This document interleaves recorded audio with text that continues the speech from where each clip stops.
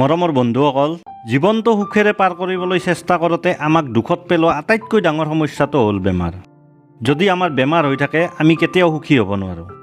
এবাৰো যে দেহত বেমাৰ নালাগিব তেনেকুৱা হ'বই নোৱাৰে। আমি চলা ফুৰা কৰা যিটো পৰিৱেশ, যিটো জলবায়ু, ইয়াৰ মাজত থাকিলে আমাৰ দেহত বেমাৰ লাগিয়েই থাকিব। গতিকে আমি বেমাৰৰ পৰা যিমান সাৱধানে থাকিব পাৰোঁ সিমানেই সুখী হৈ থাকিব পাৰোঁ। যিকোনো বেমাৰ এটা হ'লে বেমাৰটোৱে শৰীৰৰ ভিতৰত কি অংশত কেনেদৰে ক্ৰিয়া কৰি থাকে, ডক্তৰৰ উপৰিও যদি আমি সৰু সৰু কিছুমান কথা জানি লওঁ, আমি নিজেই বেমাৰটোৰ লগত বহুখিনি যুঁজ দিব পাৰোঁ। বেমাৰ এটা হ'লে বেমাৰটোৰ লগত আমি কেনেকৈ যুঁজ দিম চাওক।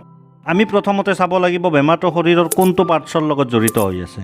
আমি সকলোৱে জানো আমাৰ শৰীৰত হোৱা বেমাৰবোৰ আকস্মিক দুৰ্ঘটনাত হোৱা বেমাৰৰ বাহিৰে বাকী সকলো বেমাৰ আমি খোৱা খাদ্যৰ পৰাই হয়। খাদ্যবোৰ শৰীৰত হজম হওঁতে আমাৰ ভিতৰৰ কিছুমান অংগই বিভিন্ন ধৰণে কাম কৰিব লগা হয়। এই খোৱা খাদ্যবোৰ মুখৰ পৰা ভিতৰলৈ আৰু ভিতৰত হজম হৈ বাহিৰ ওলোৱালৈকে শৰীৰৰ কোনটো অংগই কি কাম কৰে মই আপোনালোকক জনাম।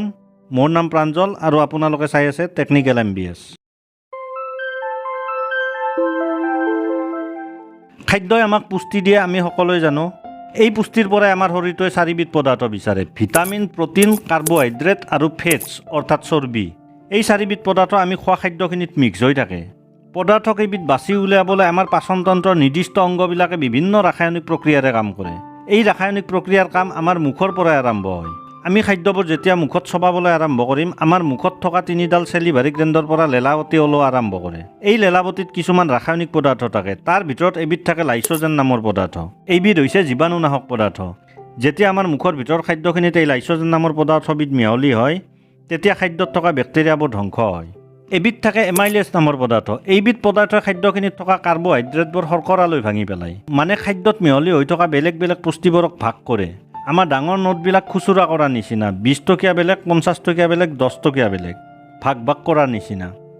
আৰু এবিধ থাকে মিউকাছ নামৰ পদাৰ্থ। এইবিধ পদাৰ্থই খাদ্যখিনি মুখৰ ভিতৰতে বিজলুৱা কৰি মুখৰ পৰা খাদ্যখিনি খাদ্যনলীলৈ সোমাই যোৱাত সহায় কৰে।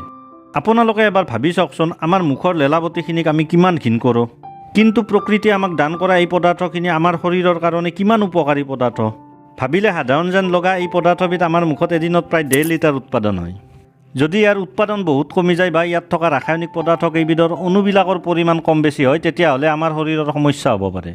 গতিকে বন্ধুসকল, আজি এই ভিডিঅ'টোৰ পৰা এইখিনি কথা জানি থওক।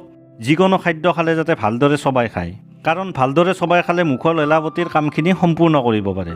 দৌৰা দৌৰিকৈ গিলি থ'লে হজম কৰাত পাচনতন্ত্ৰৰ বাকী অংগবিলাকে সমস্যাত পৰিব পাৰে। খাদ্যখিনি মুখৰ পিছত খাদ্যনলীত গৈ আগলৈ কি হয় মই আপোনালোকক জনাই থাকিম। যদি এনেকুৱা ভিডিঅ'বিলাক চাব বিচাৰে চেনেলটো ছাবস্ক্ৰাইব কৰিব। এইটো ভিডিঅ' কেনেকুৱা পালে মোক কমেণ্ট কৰি জনাব, লাইক কৰিব। আজিলৈ এৰিছোঁ, ধন্যবাদ।